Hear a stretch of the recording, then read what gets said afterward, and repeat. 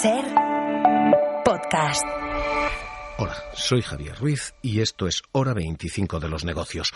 Hoy, la factura del amianto, la que están pagando las familias que lo sufren en tiempo y en dinero que no reciben. Votos emitidos 260, sí 259, no 1, abstenciones 0. Señorías, esta fue la promesa del Congreso. Aprobada la proposición por las Cortes Generales, la proposición de ley de creación de un fondo de compensación para las víctimas del amianto.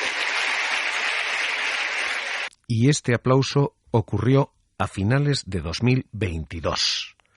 Estamos en 2025. Las víctimas del amianto, las que todavía no han sido indemnizadas a día de hoy, recibían en 2022 el reconocimiento del Estado de que su cáncer, mucho de ellos relacionados con exactamente esa labor, su cáncer iba a ser compensado. Habían trabajado con un material que, sin saberlo, era material cancerígeno. Habían estado durante décadas expuestos a algo que terminó con su salud. En 2022 el Congreso reconocía aquello. Y en 2022, camino del 23, se dotaba presupuestariamente una indemnización. La ley que se publicaba en octubre del 22 comprometía el desarrollo de un reglamento que debía de servir para pagarles en 2023. A fecha de hoy, aquel borrador sigue siendo un borrador. Y quienes estaban enfermos siguen esperando. Gente que ha muerto, gente que ha visto cómo sus familiares les sobreviven, como el marido de Marián, mecánico de barcos en Pasaya. Y mi marido traía la ropa del trabajo a casa y cuando andaba con el amianto, pues la traía toda blanca, de pelitos blancos, que yo no sabía ni lo que era. Y me decía, no la metas a la lavadora, que se va a fastidiar la lavadora. La dotación prevista es de 25 millones, insisto, todavía bloqueada. Y preguntadas las empresas... Sí, y la empresa, claro, pues no había puesto ningún remedio al trabajador para que no se intoxicase o para que no le afectase nada. Mi marido a veces salía del barco medio intoxicado y, bueno, como mucho, llegaba al taller y les daban cajas de leche para beber. O sea, eso es lo único que les daban. Y mi marido traía la ropa del trabajo a casa y cuando andaba con el amianto, pues la traía toda de cajas blanca, de leche. Muchos descubrieron así lo que era el amianto. Que tenía, pues eso, un mesotelioma pleural maligno y que eso no tenía remedio, que no tenía cura. Y que ese estaba producido única y exclusivamente por el amianto. Y así es como nos enteramos de lo que hace el amianto, porque no teníamos ni idea. Tratamientos, quimios, bueno, pues todo lo que conlleva eso, mucho sufrimiento, por supuesto, se pasa muy mal, quiere decir el enfermo, la familia también, pero él muy mal porque es una enfermedad malísima.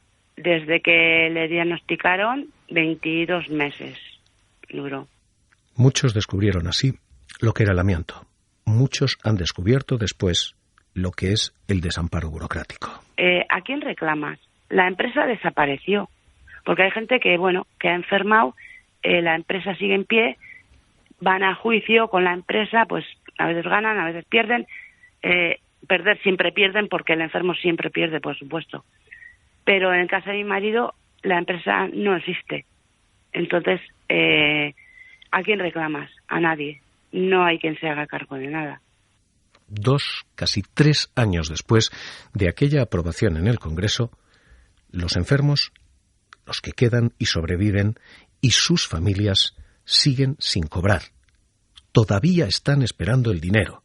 El gobierno pide tiempo, más tiempo, para desarrollar un reglamento que sigue en fase de borrador y por el que esas familias, insisto, que corren contra el reloj, siguen sin cobrar. Sabe que este Gobierno trabaja día a día para que el reglamento que desarrolla esa ley pueda aprobarse y entrar en funcionamiento lo antes posible. Sabe también usted, hemos tenido ocasión de hablarlo en varias ocasiones, que es una norma compleja, no solamente por su contenido, sino por su tramitación. Son más de 15 informes los que hemos recabado a distintos organismos y entidades, los equipos técnicos de la Seguridad Social, para evaluar, para intentar integrar las distintas aportaciones que permitan que la norma sea ágil y fundamentalmente eficaz. Tenemos un diálogo abierto también permanentemente con las comunidades autónomas para el diagnóstico, la valoración de la enfermedad, su calificación, determinar bien la causa, los aspectos sustanciales con los que van a trabajar luego los equipos de valoración que establezcan las consejerías de sanidad de cada región. Es loable que se abra ahora de nuevo esto. Desde luego, si lo que se buscaba era una norma ágil, esta no lo está siendo. John García, portavoz de FEDAVICA, la Federación Estatal de Asociaciones de Víctimas del Amianto. ¿Qué tal? Muy buenas noches. Muy buenas noches. John, tú estás en Euskadi. Allí hay 6 de los 10 municipios españoles más afectados por el amianto. ¿Tú eres uno de esos afectados? ¿Cómo fue tu historia? Bueno, yo trabajé en CAF, en la planta de Beasain, y en la sección de mantenimiento, en la que estábamos aproximadamente 50 trabajadores, y de esos 50 ya tengo 5 compañeros fallecidos, a los que además se les ha reconocido que su muerte fue por haber estado en contacto con el amianto. Los 5 con cáncer de pleura, mesotelioma, que es un nombre así que suena raro. John, ¿tú estás bien? Los demás estamos sometidos a reconocimientos anuales, porque la particularidad que tiene esta enfermedad traidora es que aflora en 24 horas. Está latente y en algunos casos aflora y en otros pues se queda ahí. Esa es la realidad. ¿Cuál es el ánimo, John, entre la gente que, escuchando aquellos aplausos de 2022, llegado 2025, siguen sin cobrar? Bueno, la gente está muy indignada y pesimista, diciendo de que no pintamos nada en este mundo, que no quieren saber nada, que como tenemos la condición de ser gente de clase humilde y además de cierta edad, pues eso es un condicionante para que en esta sociedad se te reconozca y se te garanticen tus derechos. Me decía el representante de la Asociación Gallega, es que saben que nosotros no les podemos presionar demasiado porque somos gente mayor y gente enferma, y saben que no les preocupamos demasiado desde ese punto de vista. Y algo de razón sí creo que tiene. John, os ha recibido el Ministerio de Seguridad Social esta semana, ¿no? Sí, en un principio nos alegramos de la llamada, pensando de que que tendrían alguna cosa ya importante por fin para contarnos, porque llevábamos casi 2 años sin vernos, y nos encontramos con la sorpresa de que nos dijeron pues palabras huecas y nos dieron largas y palabras bonitas de que están en ello, pero sin concretar absolutamente nada. Les recordamos una serie de cuestiones porque hemos colaborado desde el principio, cuando se nos pidió colaboración allá por octubre, cuando se aprobó desde el Ministerio, y nos reunimos inmediatamente y nos pidieron colaboración porque consideraban que era una cuestión nueva que en Europa funcionaba pero que ellos desconocían, y nos encontramos con la sorpresa primero de que hicieron un borrador que distaba muchísimo de todo lo que habíamos conversado durante las reuniones que tuvimos, y luego desde la promulgación de ese borrador, a pesar de que nosotros hicimos las alegaciones en el plazo legal pertinente, que son 15 días de audiencia pública que se llama, pues no hemos tenido una respuesta ni una reunión hasta el día de ayer. Uh-huh. Y consideramos quizás que ha tenido mucho que ver, entre otras de las iniciativas, el peso que ha podido tener el que el defensor del pueblo nos diera absolutamente la razón cuando nos reunimos hace 15 días diciendo de que era una causa justa, que reunía todos los requisitos para poderla llevar adelante, que habíamos agotado todo el ámbito institucional, porque llevamos 2 años tocando muchísimas puertas, hemos recibido siempre, eso también hay que resaltar, el apoyo de todos los grupos políticos y de todas las cámaras, tanto del Congreso de los Diputados como del Parlamento Vasco, pero parece ser que la tecla del defensor del pueblo les ha obligado a hacer este movimiento que a la postre ha sido un movimiento de vaya usted a la otra ventanilla, eres muy majo, pero ahí te quedas. Pero John, esto es lo incomprensible. Por eso te pregunto, ¿cómo lo estáis discutiendo? Me imagino que hay familias que lo estamos viendo así, que están corriendo contra el reloj. Todo el mundo os dice que tenéis razón. Todos los grupos parlamentarios han votado. El Congreso ha sacado esto adelante y el dinero sigue sin llegar. ¿Qué está pasando? ¿Cómo lo estáis viviendo? ¿Qué comentáis entre vosotros? Pues comentamos cosas tan terribles como en la reunión de ayer yo le recordé a la ministra cómo había fallecido 2 trabajadores, uno el domingo en Vitoria y el otro en Vizcaya el jueves, con un diagnóstico relacionado con el amianto, y le dije, estas 2 personas y muchas que han fallecido en este trayecto ya no van a ser conocedoras de que por lo menos se les ha reconocido de que hay una responsabilidad por parte del Estado y que el motivo por el que han fallecido es porque el Estado no ha sido consecuente con la Constitución de salvaguardar la salud de los ciudadanos, como lo dice estrictamente y claramente. John, hay una partida en principio destinada a esto, insisto, destinada desde hace 2, casi 3 años, pero hay una partida de 25 millones de euros. Eso sale a en torno a 60.000 euros de indemnización por familia. Déjame que te lo pregunte así de crudo y así de duro en materia económica, pero ¿suficiente? Totalmente insuficiente, porque en la exposición de motivos que en la misma memoria del borrador se cita, se habla que como objetivo, uno de los objetivos, aparte de amparar absolutamente a todas las víctimas, tanto las que tengan a quien reclamar como las que no pueden reclamar, como es el caso de Marian que acabáis de comentar, lo que se trataba era de acabar con la vía judicial, porque claro, las víctimas que tienen la opción de poder reclamar a sus empresas, porque todavía estas empresas están en pie, tienen que empezar un periplo judicial que es muy arbitrario, porque depende mucho del magistrado de turno de la región de España en la que se encuentra.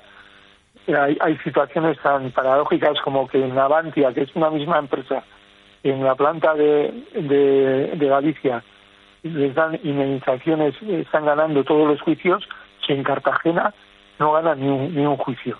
O sea, con la misma casuística, con el mismo funcionamiento de la empresa a la hora de dotar a los trabajadores o no de las protecciones necesarias para realizar su trabajo, se dan situaciones de lo más paradójicas y con lo que supone para las familias una vía judicial que es reproducir, estar pendientes cuando el familiar está enfermo, hacer gestiones recursos que a veces duran años, y para evitar eso que se llama la vía judicial en el apartado de justificación de la ley, el mismo Ministerio habla de que eso es uno de los objetivos, con unas indemnizaciones que son muy cortas y que además no tienen exenciones fiscales, como tienen otros en las alegaciones que nosotros comentamos. ¿No tienen exenciones fiscales? ¿Quieres decir que el día que lo recibáis tendréis que pagar impuestos por estas ayudas? Efectivamente, y unos impuestos se supondrá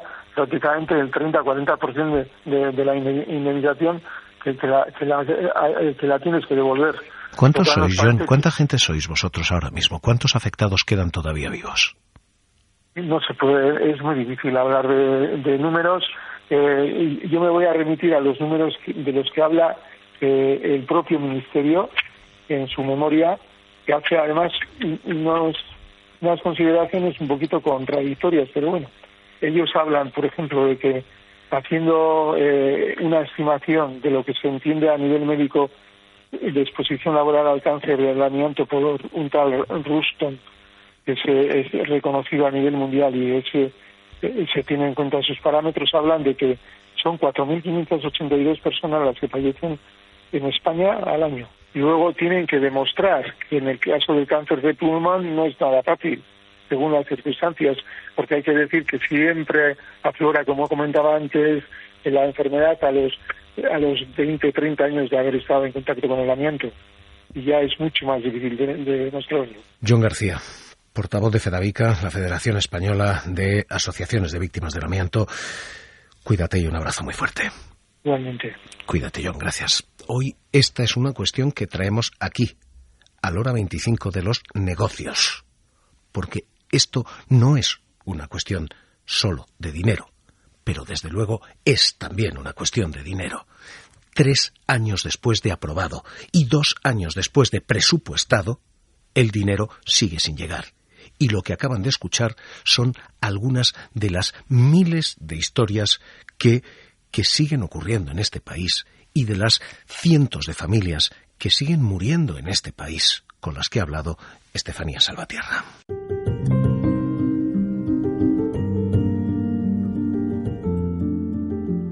Habían pasado más de 6 décadas desde que María Victoria trabajase en la empresa Confecciones Vascas en Vergara, Guipúzcoa, cuando llegó este diagnóstico. Pero en cuanto el médico le auscultó, vio que había ahí algo, pues le hizo una placa y en la placa, allí desde luego ya salió claramente que había un mesotelioma. Entonces la neumóloga enseguida le preguntó a ella a ver si había tenido relación con el amianto. La médico sí que dijo que esto estaba, directamente relacionada con esta enfermedad, con este material. Es Ana, la hija de María Victoria. De clase humilde, como muchas jóvenes de su edad, se empleó para ayudar en casa. Cortaban y cosían vaqueros, camisas y todo lo que cayese en sus manos. El paso final para tener listas las piezas era el planchado, unas planchas que estaban recubiertas de amianto. De vez en cuando nos solía comentar que leía sobre las noticias del amianto ya hace muchos años y cuánto de dañino estaba siendo este material.